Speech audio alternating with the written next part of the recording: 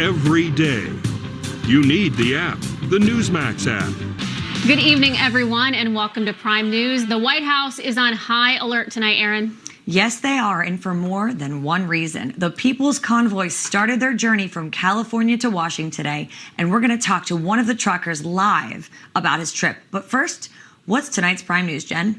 Tensions in Eastern Europe are reaching levels not seen since the Cold War. Ukraine has declared a nationwide state of emergency. And tonight, Secretary of State Antony Blinken warned that a full-scale attack could come as soon as tonight. We anticipate that there could be continuing threats in the future. Wow.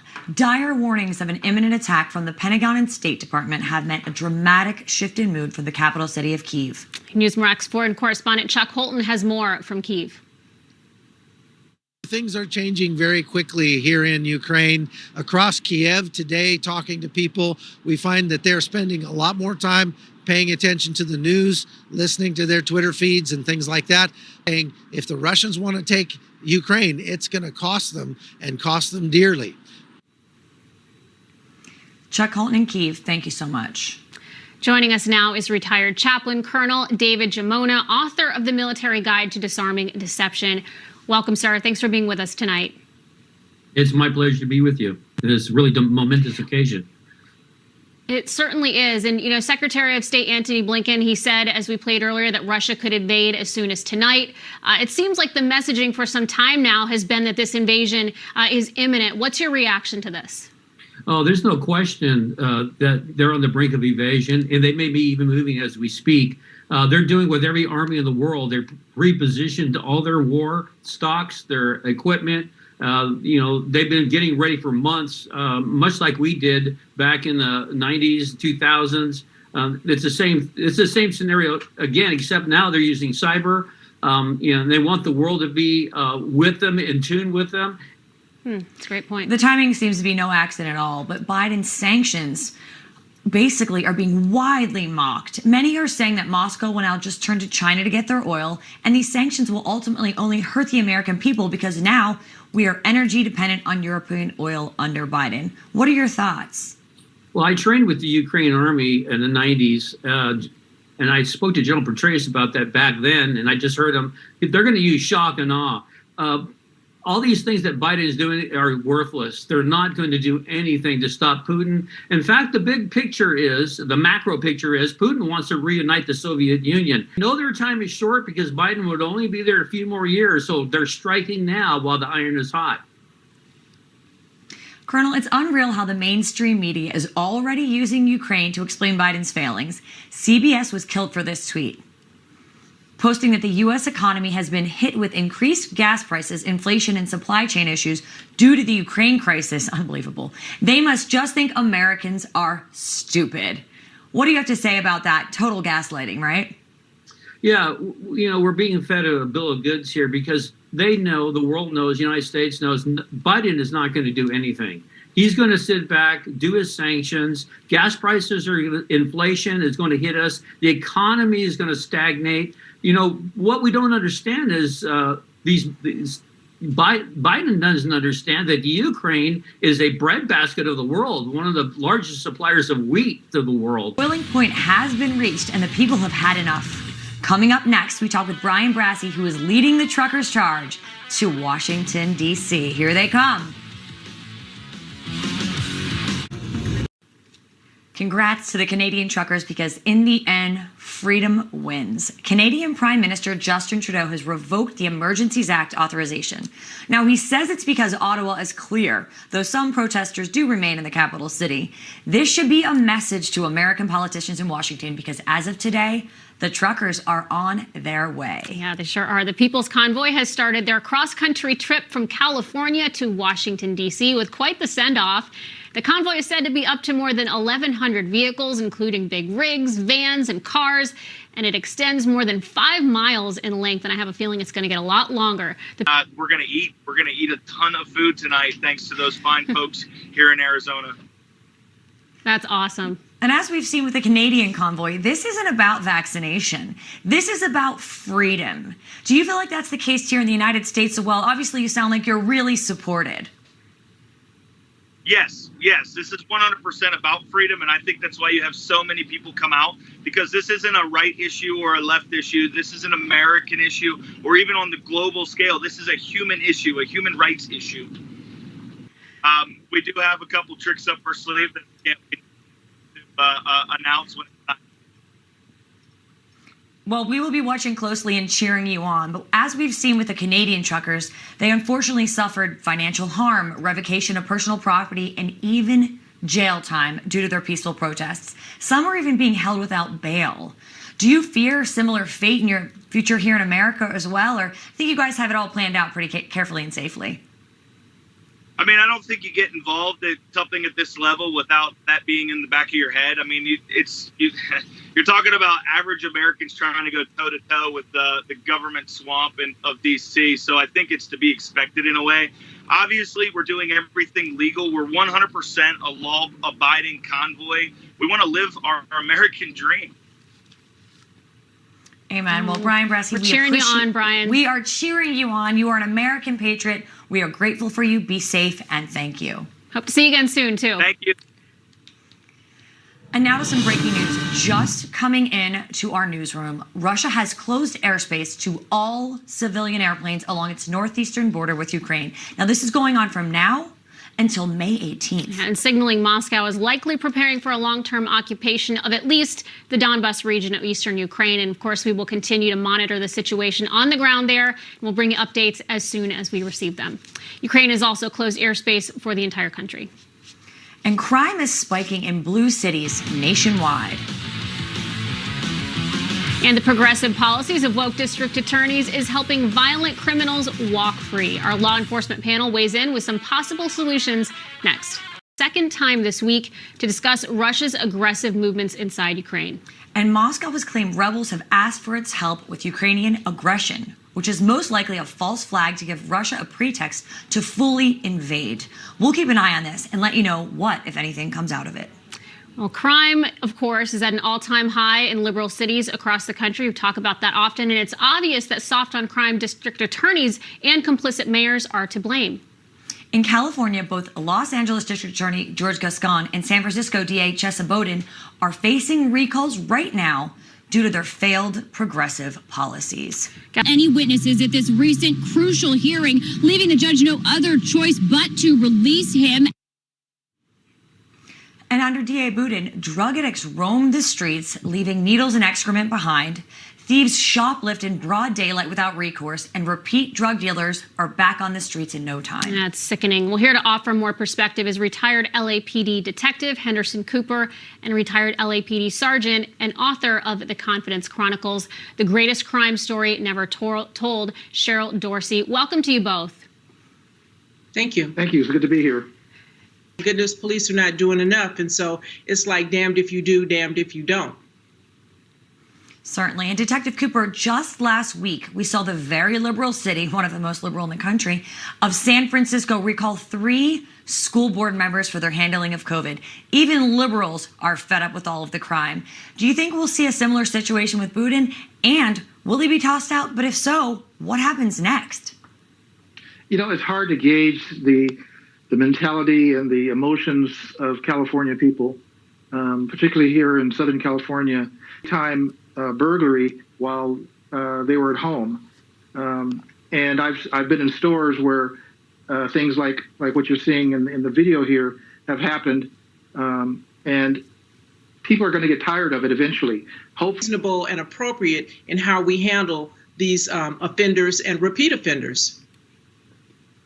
Recidivism is a huge problem in these big cities.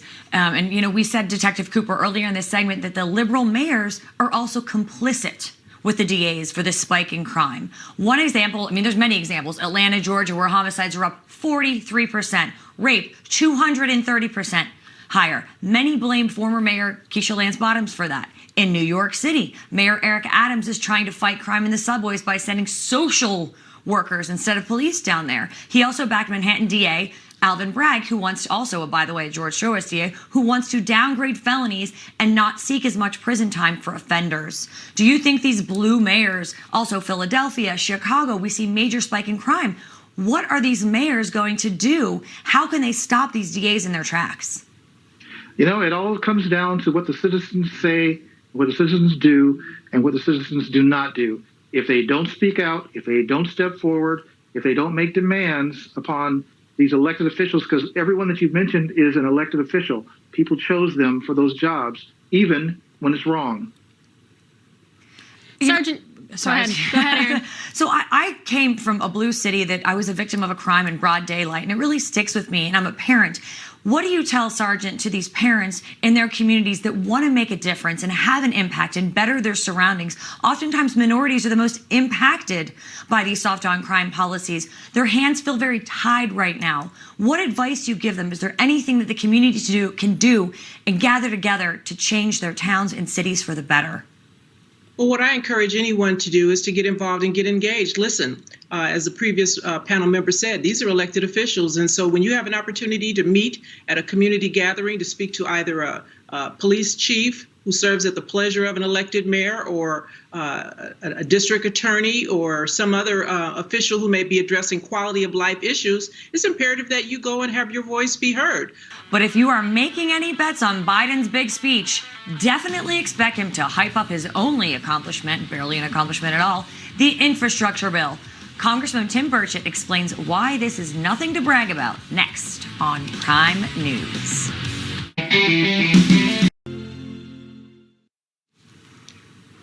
More bad polls for Joe Biden ahead of next week's State of the Union address. Gallup found that only 36% of Americans approve of his handling of the standoff in Ukraine, while just 40% of Americans have faith in his foreign policy strategy. Overall, Biden's approval ratings have completely tanked. A recent Quinnipiac poll has his approval at 35%, with more than half of the country disapproving of his job. Well, Joe will have a chance to turn it all around during next week's State of the Union address. However, there aren't many accomplishments for Biden to point to, with his Build Back Better bill dead, his American Jobs Act stalled, and his voting rights push going nowhere. Biden will only have the bipartisan infrastructure bill to tout. Very embarrassing, and the world leaders are seizing upon that, obviously, right now. And you know, he knows he's got to turn it around. He needs a shakeup, and that's what he'll have to have. And Congressman, you so eloquently spoke about Biden's failures. You were colorful, eloquent, and accurate. So he's got so few wins. It's widely anticipated that he will make quite a big deal out of infrastructure during his State of the Union. How should Republicans respond? Because we know he's going to try to say that, you know, he's got America moving again and he's transformed this country. All it was is getting us back on our feet because they shut down the country because of COVID. I mean, what is the strategy here? Well, he needs to hope that the Lord comes back before then, because it's not, nothing's going to change, ma'am. It's going to be a disaster, and I think he knows it in his ratings. Or maybe he doesn't know it, and that's the sad thing. But the Democrats know it. They'll confide in you in one-on-one and tell you just how bad it is, and they know they're all getting ready to be kicked out. A very large amount of them will lose their jobs in November, and when Kevin McCarthy becomes the new Speaker of the House. And he was a rescue. He'd never even been on grass till the Burchett's got him. Come here, Buzz. Come here, buddy. Well, he's running around down here anyway. He's a big old fluffy dog here. Let me show you to him. Come here, Buzz. Oh, wow, I love this. We're dog lovers here at Newsmax. Oh, there's Buzz. What a good boy. Oh, my goodness. He's got a little Cavalier King Charles in him, perhaps? Yeah, we've also got another Cavalier, too, and we got a full Cavalier. We're not really, Buzz is part Cavalier, and then I got Roscoe. He's he's been mauled by a bear and hit by two dogs. He's like Nancy Pelosi. You can't kill him. He'll be around forever. Congressman, you and the furry family, y'all can come back anytime. You are always welcome here. What a pleasure it's been having you with us. Thank you so much for being here with us, and we love your dogs. Thank y'all so much, and I'm sorry for the distraction, but it's the Burchett House. Never What can I say? for that. We love it. We've been out in the barn. A little fun on this. Have been kicking. Thank y'all. Jen and I are on our way. We need to do a show live yeah. from your property. That sounds like a great time. We'll be there. We'd love it. Thank y'all. Well, Thank you so much. Well, President Biden will have plenty to say about Ukraine's border with Russia during his State of the Union address, but we're not expecting much when it comes to our own southern border. That's right. And who can blame him? Nearly 2 million crossings just last year, and this crisis isn't slowing down. We have exclusive February crossing numbers from Border Patrol next on Prime News. breaking news out of Ukraine, the government has closed airspace to civilian traffic nationwide. It follows a similar move by Russia to close airspace along its northeastern border with Ukraine. Now, this is happening from now until May 18th. And Russia's moves causing the United Nations Security Council to call an emergency meeting for the second time this week. But stand up for a secure border. I'm sick of it. I mean, honestly, the most embarrassing thing I've ever seen, Republicans pretending like they care about the border when they don't. That was Texas Congressman Chip Roy on Spicer and Company. He called out Republicans in Congress for talking about securing the border, but taking no real action. Now to discuss is Newsmax border correspondent and retired captain of the Texas Department of Public Safety's Intelligence and Counterterrorism Division, Jason Jones. Jason, thank you so much for joining us again. Oh, guys, it's good to be with you. Thanks for having me. Of course, all week you've been riding along with several border operations, most recently with Sheriff Mark Lamb in Arizona. What's your reaction to those early crossing numbers? Well, I'll tell you, it's just really an example of what we're dealing with along that southwest border. I was really stunned when I got out there because Pinal County Sheriff's Office is off the border about 50 miles, and they've got Interstate 10 running through there. And the statistics on fentanyl coming through, not only just bodies, but that lethal poison impacting Americans all over this country. In Pinal County, in 2018, they seized 0 fentanyl pills. Think of this, 0. In 2021, 1.2 million. Yesterday, I was in South Texas with the Texas Department of Public Safety getting a briefing from Operation Lone Star. And in an 11-month period, they have seized 1,025 pounds of fentanyl. Tells us very clearly in the data, and as you guys know, I monitor the daily tripwires and triggers of the changing tactics on the ground all the time by going to that border every other week and meeting with local and state and federal law enforcement. Fiscal year 22 is going to dominate everything we saw in 21, and Well, our border with Mexico might be weak right now, but just like Trump's wall, Ron DeSantis, he likes his margaritas tall and strong. And don't forget the lime, because his trolling of Jen Psaki is sure to leave a lot of liberals feeling sour. Last call is coming up next. So my advice to everyone out there who's frustrated, sad, angry, pissed off, feel those emotions, go to a kickboxing class, have a margarita, do whatever you need to do this weekend, and then wake up on Monday morning, we got to keep fighting. Having a margarita is well and good, but it is not a cure for Bidenflation. Well, in case you missed it, it was National Margarita Day yesterday, and as you saw there, America's governor wasted away no jokes in Margaritaville by taking Press Secretary Jen Psaki's advice. And Erin, I gotta say, I think if you had a margarita for all of his failures, you'd end up with liver failure. I mean, no me come gusta. on, you think about it, right? No me gusta, President all of Biden. Biden's failures, that is, not DeSantis. We know we are big fans of Governor Ron DeSantis. And I think we need more than kickboxing to cure inflation, Jen Psaki. Try again. No kidding. Well, folks, that's going to do it for us. We'll see you back here tomorrow night at 9 o'clock Eastern. Rob Schmidt Tonight starts right now.